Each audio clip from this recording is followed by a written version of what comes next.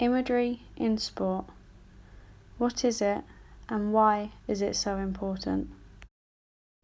The use of mental imagery in sport is vastly important and has been used for many years by many elite athletes, including the likes of Michael Phelps, Jessica Ennis-Hill, and Jonny Wilkinson. Wilkinson once commented on his use of imagery, saying, "You create the sights, sounds and smells, the atmosphere, the sensation and the nerves, right down to the early morning wake-up call and that feeling in your stomach.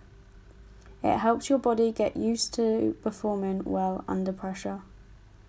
You could often see Wilkinson using his technique when he was performing a conversion in rugby, as he could be seen repeatedly visualising the ball's trajectory through the goalpost before he took his strike. So what is imagery?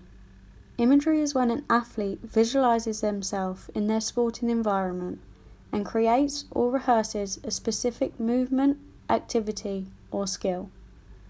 Imagery involves the use of all your senses, including vision, sound, touch, smell and taste. There are two types of mental imagery.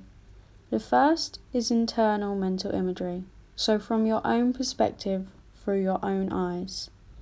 The second is external mental imagery, so as if you were looking at your performance as if you were watching yourself.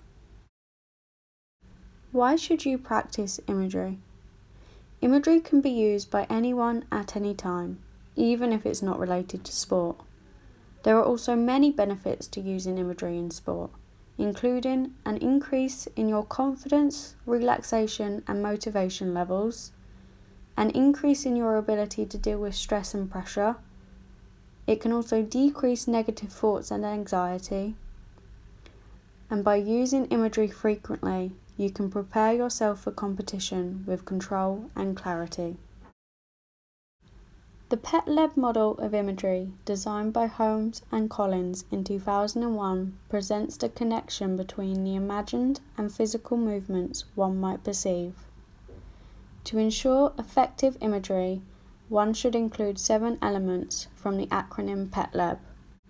The first P stands for physical.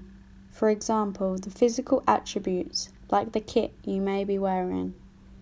E stands for the environment around you. For example, if you're on a football pitch, there may be opponents and teammates around you. The first T stands for task, so visualize the details of the task. It should be reminded to envision yourself to your ability of expertise. For example, if you're an amateur player, don't imagine yourself as an elite athlete. The second T stands for timing. So visualize yourself carrying out the task in real time. However, some athletes visualize in slow motion for more complex tasks. L stands for learning, which represents the adaptation of task demands as the athlete progresses.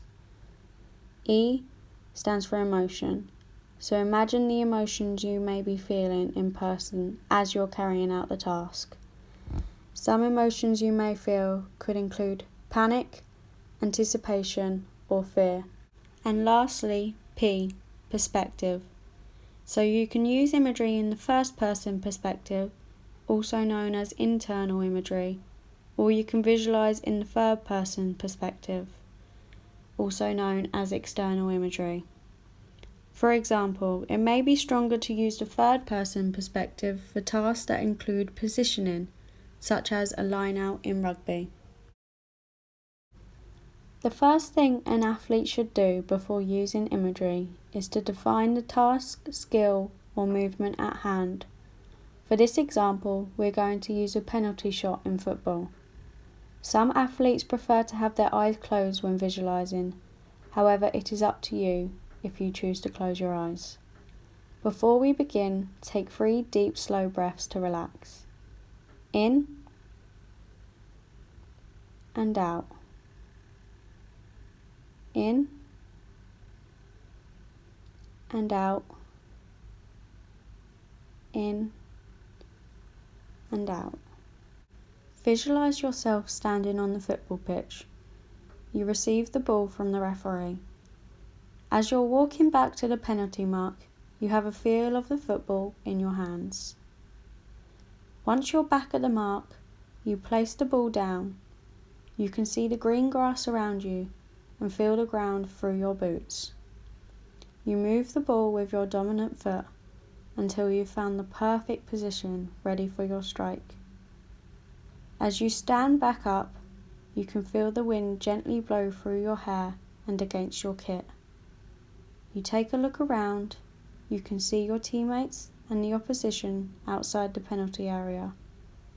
The fans up in the bleachers cheering you on. You can feel sweat on your forehead as the wind blows again.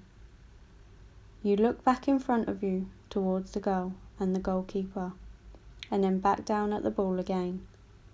You close your eyes, take a deep breath in for 3 seconds, then exhale. You imagine where you're going to shoot the ball in the goal. Will you aim to the left, the right, forward?